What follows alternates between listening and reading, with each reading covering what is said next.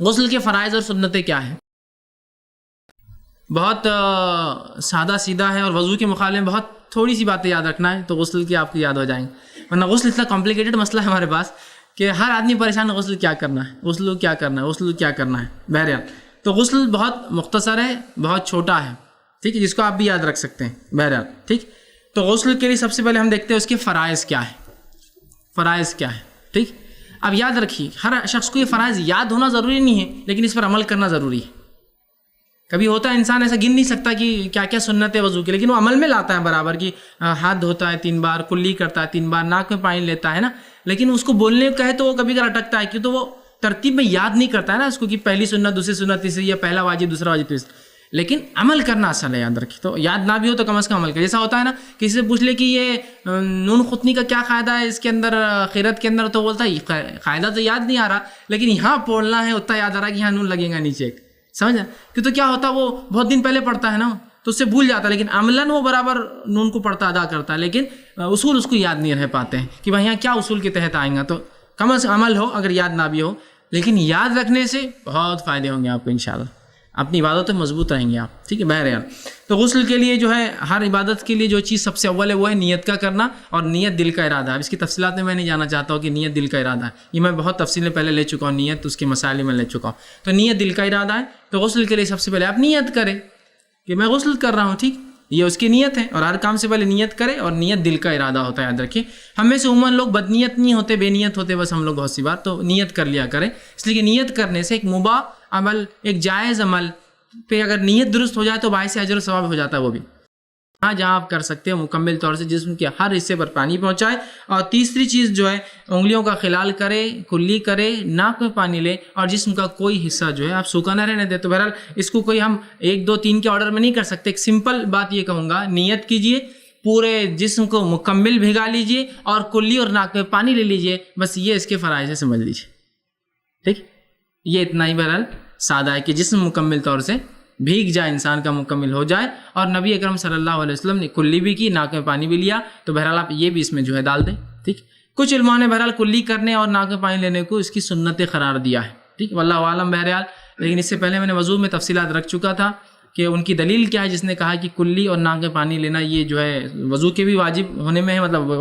واجبات میں سے ان کی دلیل وہی تھی کہ فطرت کا حصہ ہے، اس لیے کہ فطرت میں ناک میں پانی لینا، تو کہا یہ چونکہ فطرت کا حصہ لہٰذا یہ بھی جو ہے اس کے فرائض، لیکن بہرحال تو غسل کے اندر واللہ عالم بہرحال جو بہتر ہے، لیکن آپ میں سمجھتا ہوں بہت آسانی سے کر سکتے ہیں، اور ہر اس حصے پہ پانی پہنچائیں جہاں آپ کو شک ہو کہ پانی نہیں پہنچ سکتا ہے، جیسا بغل کا نچلا حصہ ہوا، ناف ہوا آپ کی، ٹھیک، نیول جس کو کہتے ہیں، بومبل عام زبان میں جو کہتے ہیں، ٹھیک، نیول، اس میں چونکہ اس میں پانی عموماً نہیں جاتا، اور خاص طور سے کم پانی ہو تو پھر ڈائریکٹ ڈالنے میں نہیں پہنچ سکتا ہے، تو کوشش کریں۔ اور پیروں کا پیچھے کا حصہ ہو سکتا ہے سوکھا رہ جائے، یا بیٹھ کے غسل کرے تو پیر مڑنے سے کیا ہوگا، وہ سوکھا رہ جائیں گا، تو اس میں پانی پہنچانے کی کوشش کیجیے۔ بغل کے نیچے حصے میں جب تک آپ پانی نہ ڈالیں، عموماً زیادہ پانی ہو تو پھر تو بہت سا بہنے سے بھیگ جائیں گا، کم پانی میں ہی نہیں ہو سکتا، کانوں کے اندر، ٹھیک ہے، اس کو آپ کریں، ٹھیک ہے۔ تو یہ آپ کوشش کریں جسم کا مکمل جسم کا غسل میں بھیگنا یاد رکھیے ضروری ہے۔ تو یہ تھے بس کچھ باتیں جو غسل کے تعلق سے، ایک عام زبان میں کہوں پورا جسم بھیگ جائے آپ کا اوپر سے، اور کوئی حصہ باقی نہ رہے۔ اور غسل جنابت ہو تو پھر جڑوں تک پانی جانا ضروری، یاد رکھیے۔ غسل جنابت وہ غسل ہوتا ہے جو آپ پر واجب ہے کرنا، اور عام غسل وہ ہوتا ہے جو واجب نہیں پھر بھی آپ کرنا، ایسا آپ روز غسل کرتے ہیں لیکن واجب نہیں آپ لیکن کرتے ہیں، تو اس میں اگر پانی جڑوں تک نہ آیا تو کوئی مسئلہ نہیں، لیکن غسل جنابت میں جڑوں تک پانی جانا شرط ہے مردوں کے لیے، اور عورتیں جن کے بال بہت گھنے ہوتے ہیں، یا وہ عورتیں جو بہت زیادہ چوٹیاں ڈالتی ہیں،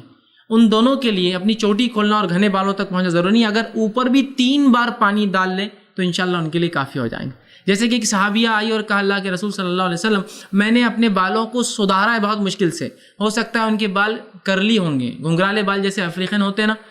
تو انہوں نے وہ کہا کہ میں نے ان بالوں کو سیدھا کرنے کے لیے بہت ساری چوٹیاں ڈالی، چھوٹی چھوٹی، چونکہ جن کے بال گھنگرالے ہوتے ہیں ایک چوٹی بڑی نہیں آتی، چھوٹی چھوٹی چوٹیاں ڈالتے ہیں، تو کہا اب کیا میں ہر بار غسل جنابت کو پوری چوٹیاں کھولوں، پوری پلیٹس کھولوں اس کی؟ تو کہا نہیں، ضرورت نہیں، تو 3 بار پانی ڈال لیں۔ تو یہ اس عورت کے لیے ہوگا اس کے بال بہت گھنے ہیں، یا اس نے چوٹی ڈالی جس چوٹی کا کھولنا ممکن نہیں ہوتا۔ یہ بات ہندوستانی ماحول میں نہیں سمجھ میں آئیں گے ہم کو، افریقہ ماحول میں سمجھ، جہاں آپ کو بال جمانا بولے تو ایک محنت کا کام ہوتا ہے، کہیں عورتیں مل کے کئی دنوں تک بال جماتی ہیں آپ کے، تب جا کے وہ ایک بار بال سیٹ ہوتے ہیں آپ کے، تو کئی سالوں تک پھر اس کو ہاتھ نہیں لگاتے ہیں لوگ۔ اگر کسی کو نالج ہوگا جن کے بالوں کا اور جن کو افریقی اس کا، تو ان کے بڑے مسائل ہوتے ہیں، بالوں کو بہت مشکل سے جمانا پڑتا ہے ان کو، اس لیے کہ اتنے زیادہ ٹیڑھے بال ہوتے ہیں کہ کنگا تو نکل ہی نہیں سکتا اندر جانے کے بعد، خالی اس کو ڈال کے واپس نکال سکتے آپ، پیچھے تو ڈال نہیں سکتا ہوں، تو لہٰذا چوٹیاں الگ الگ ڈال لینا پڑتی ہے پورے بالوں کی. اب ایسی پلیٹس کو کیا کریں گے، وہ کھول تھوڑی سکتے ہیں. تو کہا اگر پورا ناپ یوز ہو تو 3 بار پانی ڈال لے تو کوئی حرج نہیں. مطلب کوشش ہو کہ پانی جائے، لیکن نہیں جا سکتا، حالات ویسے نہیں ہے کہ تم کھول سکو. تو بہرحال انشاءاللہ اس معاملے، لیکن ہماری سادی چوٹیاں نہیں ہیں بلکہ تو بہت آسانی سے ہوتی ہے، کھل بھی جاتی ہے. ہمارے پاس بالوں کا وہ مسئلہ نہیں ہے ہندوستان میں، بہت آسانی سے کھول لیتے ہیں، پانی بھی فراوانی کے ساتھ ہے ہمارے پاس، تو یہاں مسئلہ نہیں ہے، وہاں پانی بھی کم ہے اور بالوں کا بھی مسئلہ ہوتا ہے. بہرحال تو آپ نے اس کی گنجائش اور اجازت دی ہے. تو یہ چند باتیں تھی جو غسل کے فرائض میں آپ گن سکتے ہیں کہ نیت کر لے، مکمل جسم کو بھگا لے اور کلی اور ناک کا پانی بھی اس میں شامل کرے، یا وہ حصے جو سوکھے رہ سکتے ڈر ہے ان تمام حصوں تک ہاتھ کے ذریعے پانی لے جا کر اور ہاتھ سے ملے جسم کو. بہرحال یہ اس کی بہرحال فرائض میں آپ گن سکتے ہیں.